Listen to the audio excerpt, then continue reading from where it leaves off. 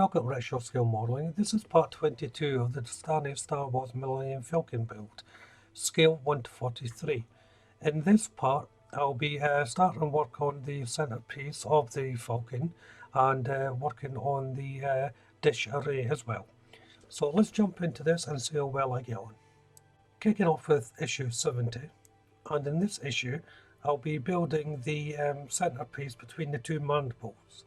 So as you can see here, the main unit is one piece. It comes like that. But there's quite a few little pieces to be added on.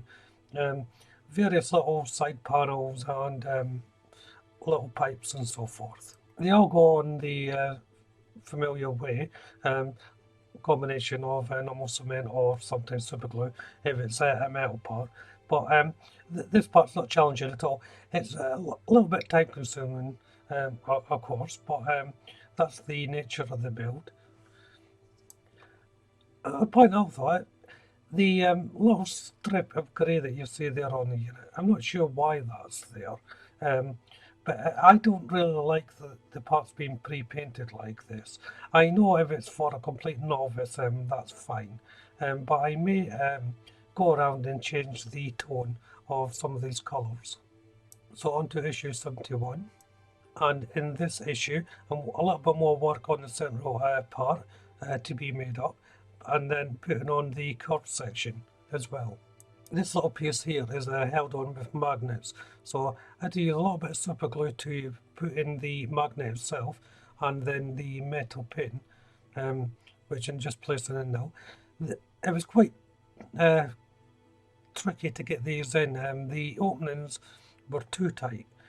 So I really had to push the pins in. The actual magnets themselves went in easy enough, and there's a little bit of building you have to do on it as well, just putting in the central piece. And then it's just ready for a test fit there. I'm going to have to be quite careful with this part because there's a good chance that I'll lose it halfway down the line. So going on to the curved section, and this is screwed on. So once I lined it up, just a series of tapping screws just to hold it all together.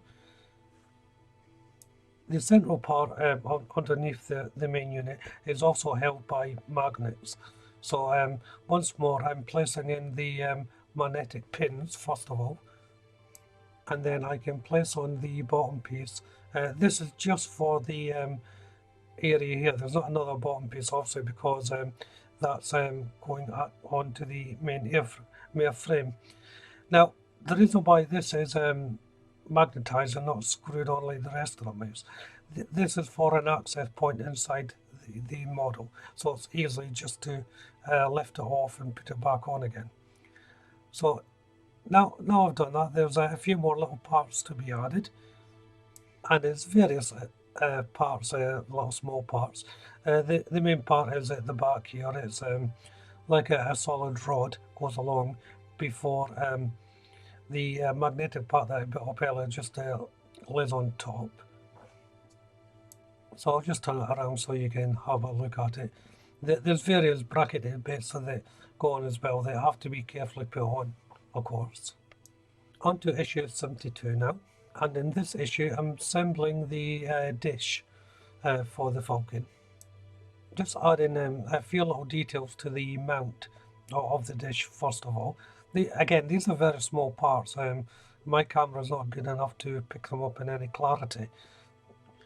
But they have to go in a certain order because some parts do overlap.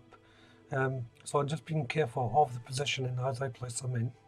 And once that's down, I'm putting on the mount bracket on the dish itself.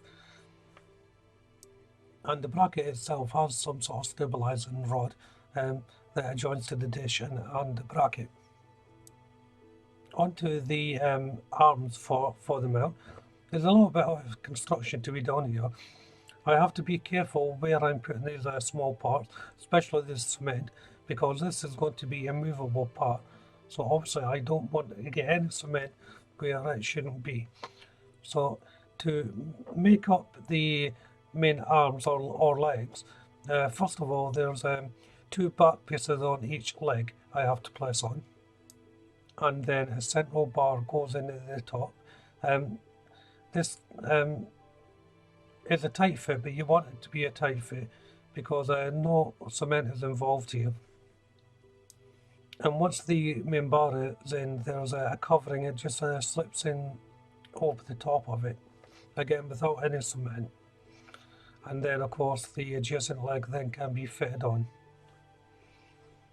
Next to go on is the other legs. These ones actually go into the mount, so the ones I done before are going to go onto the dish, and these just get pushed on. Again, it's a tightish fit, but as I said, you need these things to move.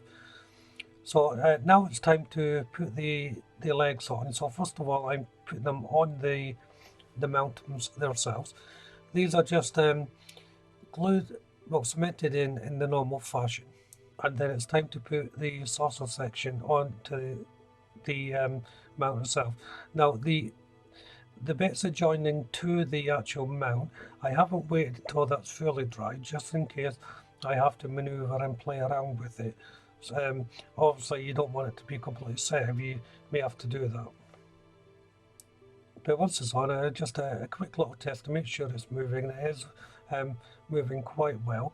The location points are quite a nice recess in them, so the legs do fit in quite well.